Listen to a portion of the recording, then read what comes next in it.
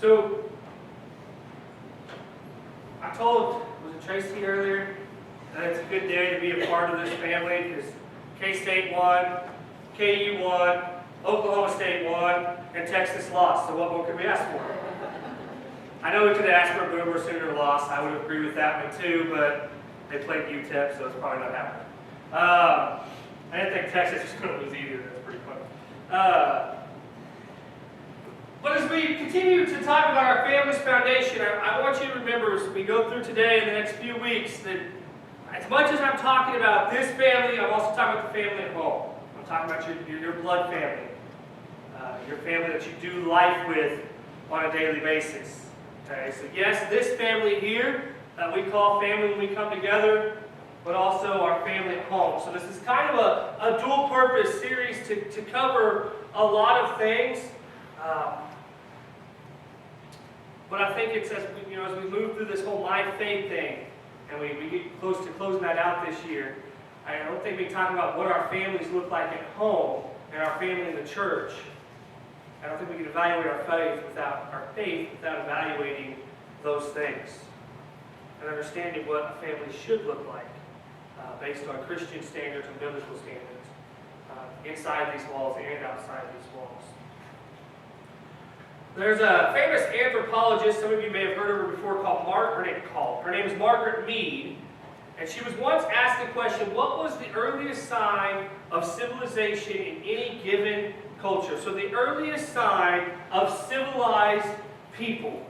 What's the earliest sign we've ever found? And expecting to hear an answer of, some sort of bowl or pottery or a fish hook or some sort of grinding stone to show that they were doing, for a group rather than just themselves. And she said the earliest sign we have is a healed femur.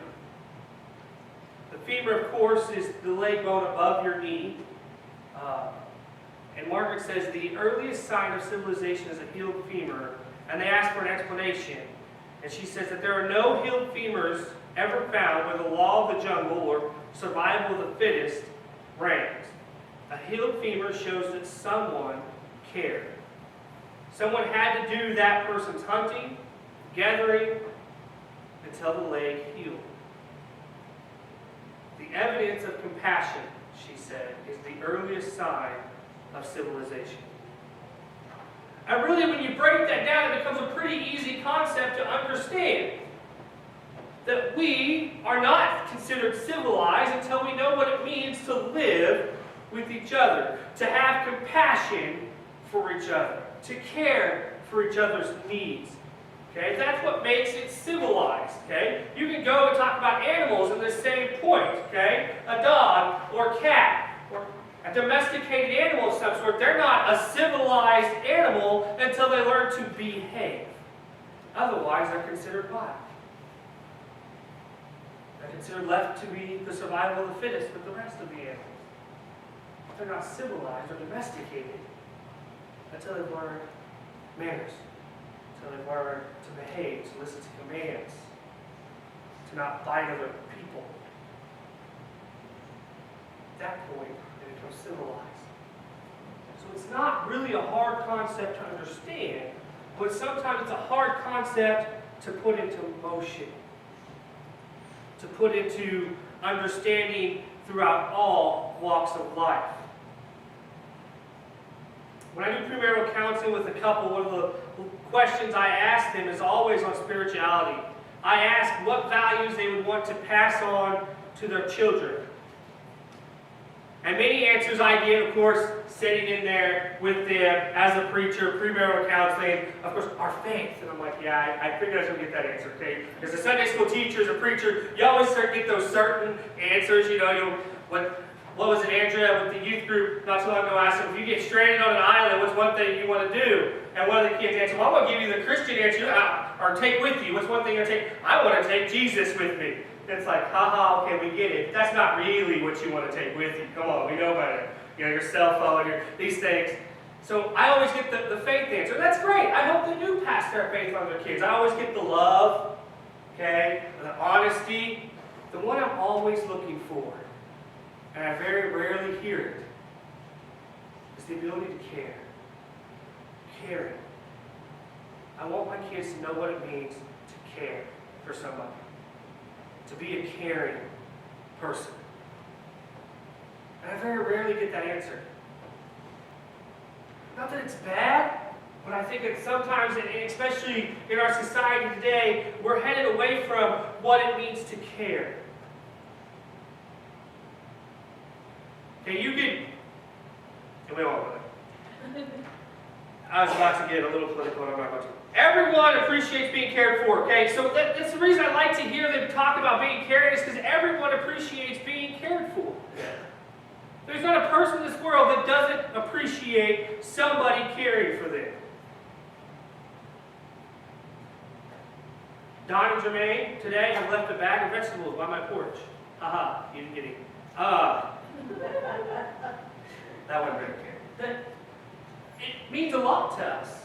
It shows they care. You know, walked into me today, hey, do you eat this, this, this, and this? Yeah, we do. All right, I'm going to hook you up. And that was Don's exact words. I'm going to hook you up, just so you know. I appreciated that. That's just a sign of caring. And you go throughout this church. Okay, one of the big stories I tell everybody, and I don't know if I've told you guys, and I probably have, but when we very first moved here, okay, people have helped me move a lot in my life. Okay?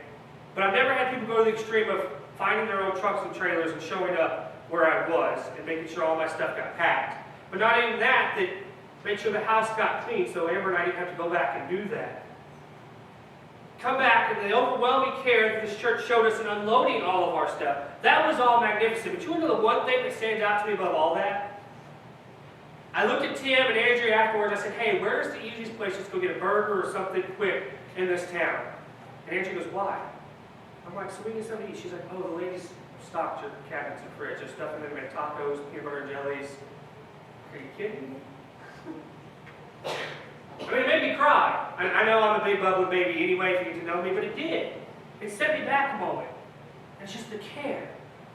In all my time of moving, every night that we moved, I've been left to fit. I mean, it's like they're like, hey, we got you moved, we're done. And that's fine with me. I appreciate that. But just that extra level was just incredible to me. It was incredible. It's the one story I have told all my family and everybody that talks about it. It just blew me away. When we're sick or feeling low, we want there to be someone who cares whether we live or die. Do you want to know why men become the worst patients ever when they're sick? Because we want to know our wives care. And we want to see if they'll care for us. That's literally part of it. I'm selling us out, man. I know I am. That's literally part of it, though. Oh, I'm sick. Somebody take care of me. Show me you care. I'm selling us out. Don't lie, you've been there. You've made a cold a lot worse than it is. We've all been there. Maybe not to the extreme I have. But we like to be cared for. So, how does your family stack up when it talks about being caring? I know some families can be very cold and hateful to each other. Okay, now remember, I'm not just talking about our family outside of here. I'm talking about the one sitting in here. I know churches that are very cold and hateful to each other. I know families, physical families that are cold and hateful.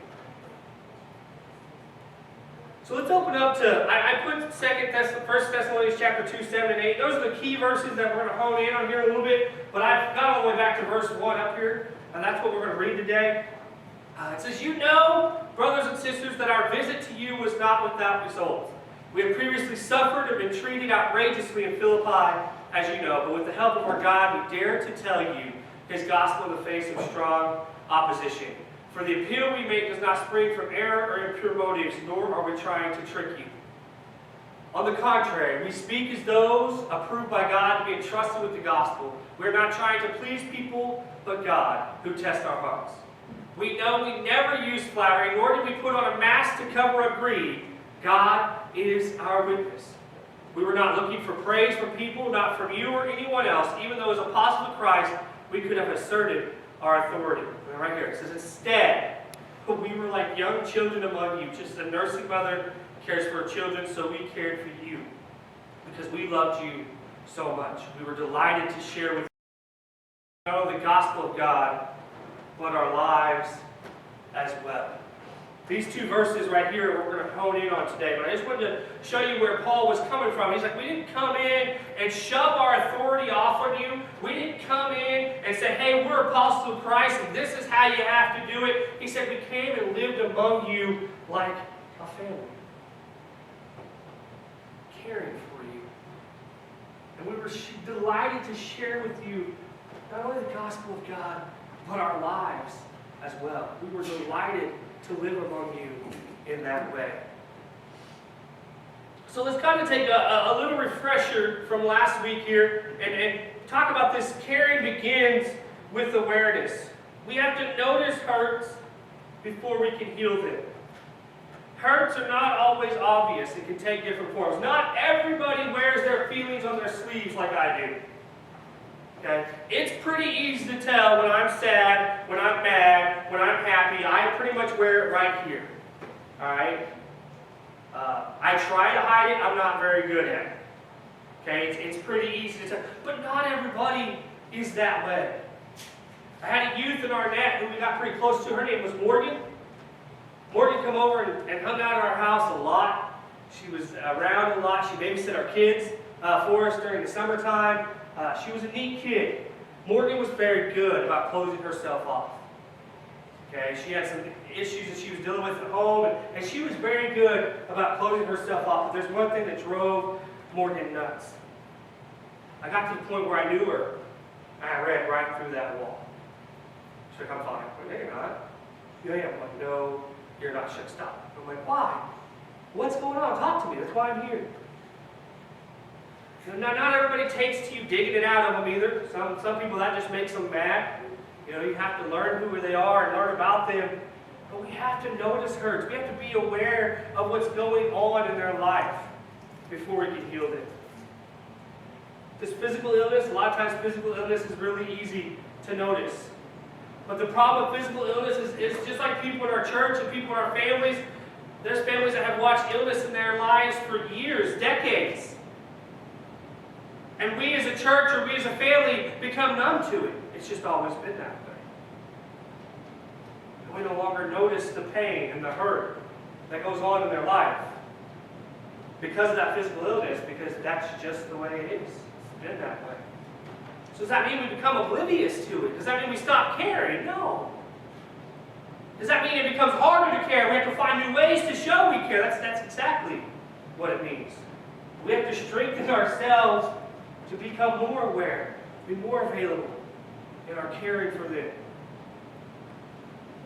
Because the longer that illness goes on, a lot of times the tougher it gets for them to deal with. Because not only because it becomes a physical illness, now it becomes an emotional hurt. And those emotional hurts are the ones that we can bury, we can hide. There's no signs of those a lot of times. We can bury those deep. The hardest, I think, hurt of all can be the spiritual one. Many people can keep their doubts of faith hidden so deep. They can put on a good face for church, they can put on a good face for their church family, but their doubts are buried. So learn to interpret the silent body language of loved ones. Maybe the way they look at you, or their deliberate avoidance of you. Everyone has their own quirks to let you know that something is wrong and they need your attention. So how in tune are you with others in your family? You know, we have to notice the hurts, but how in tune are you with them to notice that body language, to notice what's going on, to notice when they hurt, when they're upset, when they're sad, when their spiritual life is just in the dumps, and they need a little lift, they need a revival. You know, James Dobson. Do you guys know who James Dobson is? I mean, he's kind of a religious leader right now. Family show on the radio. Gosh, I cannot think of the name of it. Focus on the Family, thank you. Family, that's all I can get. James Dobson is Focus on the Family. James Dobson also does Financial Peace University. He's a big finance guy also. But anyway, he tells a story of a time that he was in bed, and his wife gets up because she hears a cough, and he says with a leap bound, she's in the bathroom, and she sees her daughter has gotten sick. And so she begins to get the mess cleaned up, and her daughter looks at her and says, I threw up on Colette too. Colette being the little sister. So mom rounds the corner and down the hall, here comes Colette. And she says, I see the mess there, so I go turn on the light, and I see the mess all through the bedroom. And so I begin to bundle the sheets up and the clothes that were messed up from her daughter getting sick. She says, I get the other daughter cleaned and bathed and back in bed, and everybody take care of. I go back to bed, and about the time I hit the blanket, my well-covered, warm, cozy husband says, what's wrong? As far as I can remember, none of our kids ever got sick in the middle of the night either, so. But seriously, how in tune are we with our family? How in tune do we know when things are going on? You know, I have found out real easily that if I lay on this side of my pillow, I can drown out almost anything every night because I don't wear this to bed. Okay? I don't do it intentionally, but I found out I sleep better that way. You know? And Amber will tell you there will be nights and mornings that I will just sleep through Marley Mae's cries and things going on in the house. But there will be days that I will wake her up, and it's because I have slept on this side. I'm like, hey, well, she's crying? I'm like, yeah. She's like, how'd you hear that? I was on the other side of the pillow, the other side of my head. That's life for us, though. No, not everybody can just turn one side of their head and fall asleep and not hear. But we have that on-off switch. We can tune in and tune out people real easily. And we begin to do that with our families because it's been monotony of a family. It's life. It goes on. They're there all the time. We've learned their quirks. We've learned their body language. So we know when we can tune them in and out. But is that really the case? Has your tune-in switch broke? Or are you still well aware of what's going on in your family? Because becoming aware is the first part of having compassion for their hurts. We have to know before we feel. And we can't act before we feel. So we have to know to be able to feel and feel before we act. So if we want to have compassion for their hurts, we have to start with that awareness and understanding of what's going on in their life.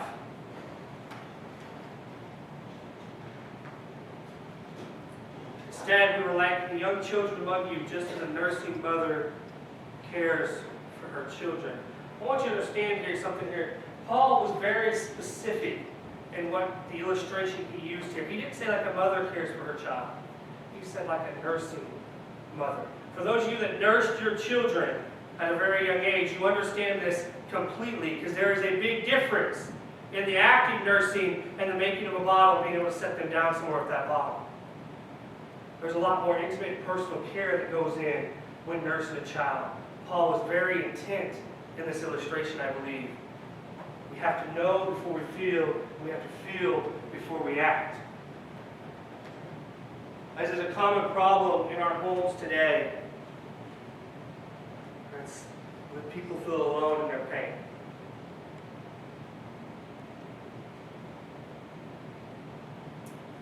One of the factors in illness and depression is loneliness. It's the feeling that no one cares. Psalm 142 says, "Look to my right and see, no one is concerned for me. I have no refuge, no one cares for my life." They may feel this way even if it's not true. Illness and mental things can work on a mind way different than we.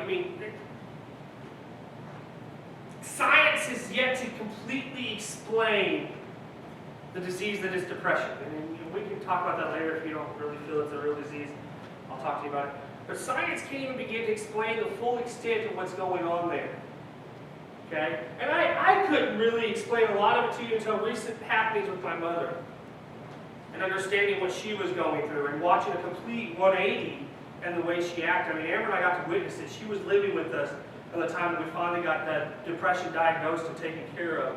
And watched my mom completely do a 180. I told her I've lost my mom. She's a completely different person. But since we have figured this out and targeted it, I've got my mom back. I've got my mom back. The lady who likes to sit in the sewing room and make random things with tie-dye and piece patterns. I'm serious. Star child, hippie child. That's my mom to the T. Okay? But that was gone. I mean, she used to make herself bright, colorful curtains all the time. I mean, every 3 or 4 years, you'd see new curtains go up for her because it's just something to do. The last set of curtains I seen her make had probably hung there 10, 11 years. Well, I still like them. Oh, hello, Mom.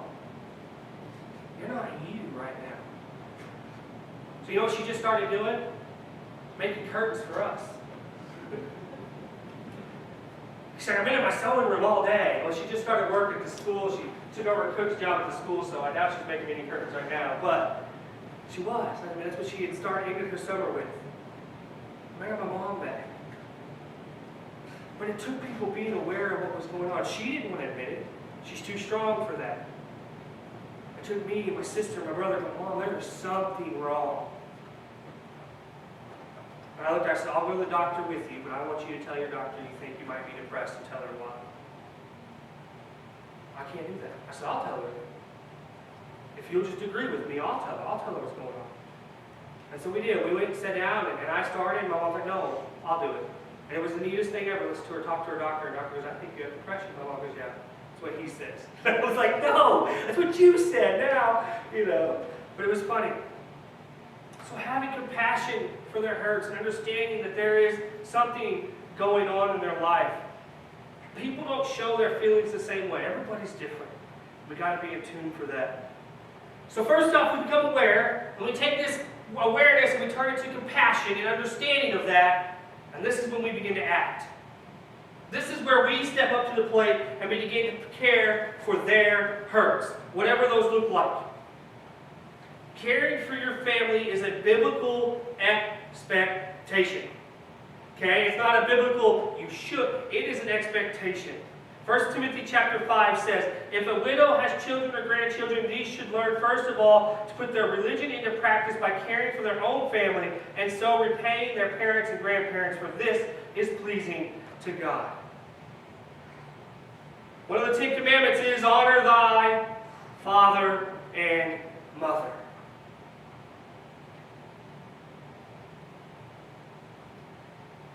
Raise your children to walk in the light. Caring for your family and having compassion on them is a biblical expectation. Today we call this the contract between generations. Mom cares for baby. Baby turns to teenager. Mom ushers into adulthood. Adulthood turns into their own family. Mom needs care. The contract between generations. It happens. It's the cycle of life. We go back to what Paul said again in 7 and 8. Paul compared his ministry to the caring in the family. And he didn't just do it in 1 Thessalonians. He did it several times. But he was very personal in the way he acted with people. He's very personable in the way he cared for people. Okay? Here's the thing I want you to understand. Okay? We say Paul was a tent maker. Okay? What did people live in mostly back then? Tents. Paul was a home builder. Paul was a contractor. Okay? Paul was very personal with these people. Paul got the opportunity to witness not only from a pulpit, from a church standpoint, Paul got the opportunity to witness as he's putting a new peg in the ground, as he's repairing their home. Paul made a point to be personal about what he did.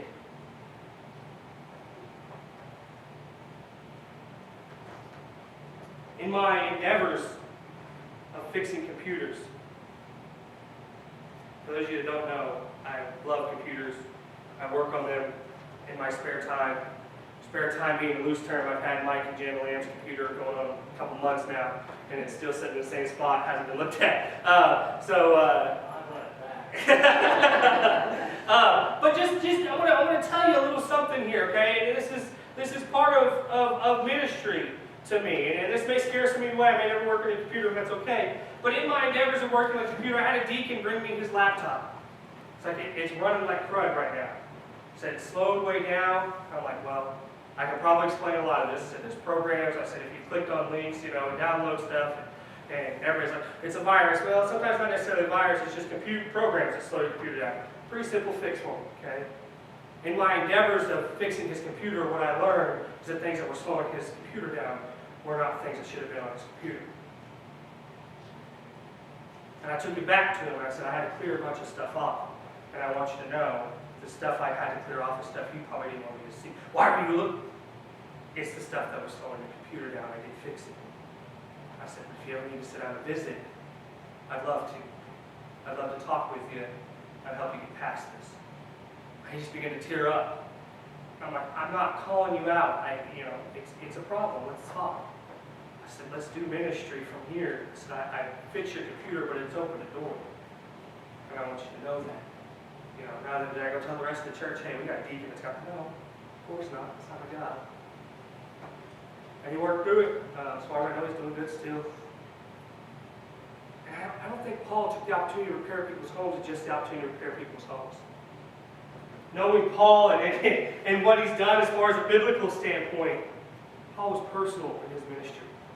Opportunity to repair a home was opportunity to do ministry. Opportunity to build a home was opportunity to do ministry for him. Because just like he said, he compared it to the caring in a fellowship and in a family.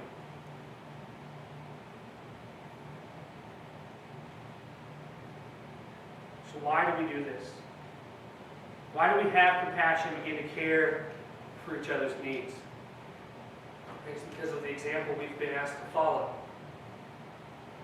Jesus showed us how to love each other. He noticed when people were hungry and he fed them, even when it was more than 5,000 people. It says he had compassion on them because they had no one to lead them. That's the exact words used when it talks about the feeding of the 5,000. He had compassion on them because there was no one to lead them.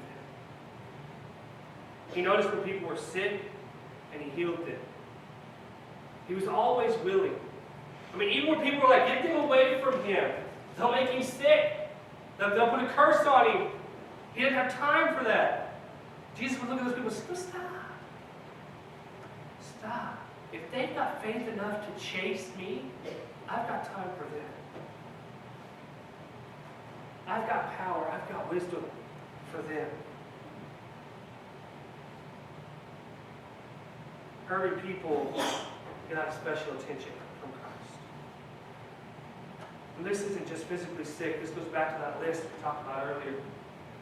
The emotional, spiritual, physical. You need that brokenness, got a special attention from Christ. We'll go back to the woman at the well. The Samaritan woman. She got some very special time with Christ. Some very one-on-one, unique experience with him. Because she was broken. She was missing the boat. It was going to sail right past her. So Christ was like, no, listen. And then he commands us to do the same. This is the neatest part to me. Okay, he says, love, in John chapter 13, verse 34, it says, love one another as I have first loved you. While we were still yet sinners, Romans tells us, while we were still yet sinners, Christ died for us. While we were still broken and messed up in our walk of life, Christ died for us. Love one another as it applies to your family, it applies to your church, it applies to those who are just part of the human family as a whole.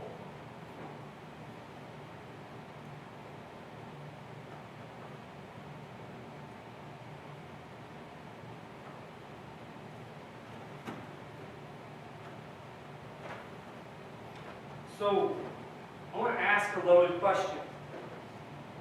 How well does your family care?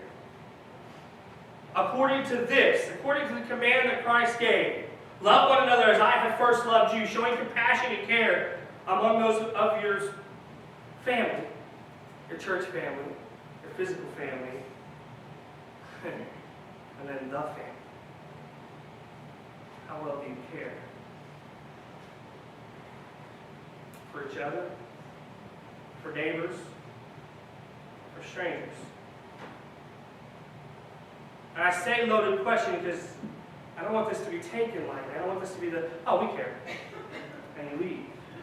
I want you to dig to the inner depths of those times.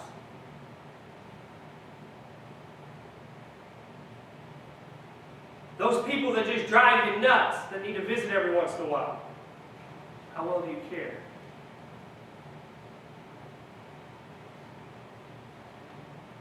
Do you struggle to make time for them?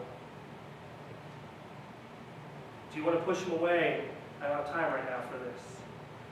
Or do you care? Just give an ear. I think we all have a spot where we fall short on some of this caring and having compassion. You know, I'm not going to lie, I'm not the best at it. Okay? There are a couple people in town who frequent my house who there are times that I can't do it right now. I can't.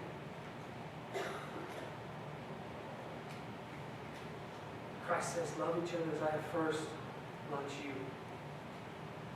And that means in brokenness, in dirtiness, in sinfulness, you still love them. And that's hard. Okay?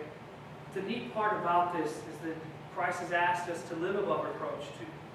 Christ has asked us to walk a very straight and narrow line. So he said, you can be disgusted and hate the sin. That's okay. I would like it if you did that actually. But don't hate them. Don't despise them for their brokenness. Instead, lead them and walk them to a truth, to a light that they can't see because of their darkness. Maybe they're not in darkness, they're just hurt or broken. Take time to care. Take time to love on them. Ask them how things are going. And I don't just mean, hey, how are you today? Listen to what they said. Hey, how are you today? Well, I hurt. Stop for just a moment and find out.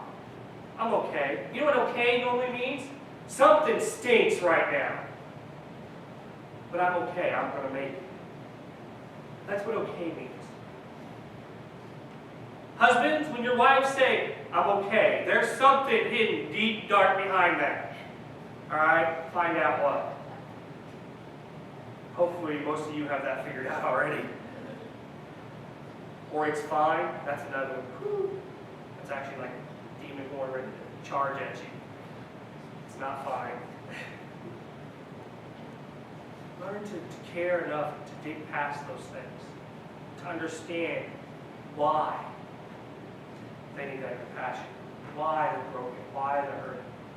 Whether outside or inside the faith, it doesn't matter. Christ has asked us to love and to be a caring family. To be that bright light in the midst of a lot of darkness in our world right now. So how well does your family care? And I want you to evaluate your physical family, and I want you to evaluate your church family. And if you think there's things that we're missing the boat on, okay? If you don't know who the elders are, they're listed on the right side of the top part of your bulletin. If you don't think we're being a caring family, they would love to know it, and they want to know why. If you're not comfortable talking to them, find me, find one of our deacons. We want to be a caring family. That's what we're striving to do. So as you evaluate your family at home, and you evaluate your family here, yes, I just threw all my elders under the bus, grab hold. Hook onto the bumper, whatever you got to do. We're striving to be a caring family. We want to know those things. So how well does your family care? It's a question I want you to try to answer this week, today, tomorrow, throughout the week. Think about it. Keep that in your mind. I bet you to help you to care the next time it's tough to care. Because there are times it does get tough. I understand. There's times I've intentionally laid on this here. Pray with me. Father God, we thank you so much for this awesome opportunity to be in your house, to come together with loved ones, to come together with our family. And Father, as we take this compassion into the world, we take our care and our love out to those, Father, who aren't here with us today. Just ask that you help us to be that light, to be your hands and feet among this world today. In your Son's name we pray. Amen.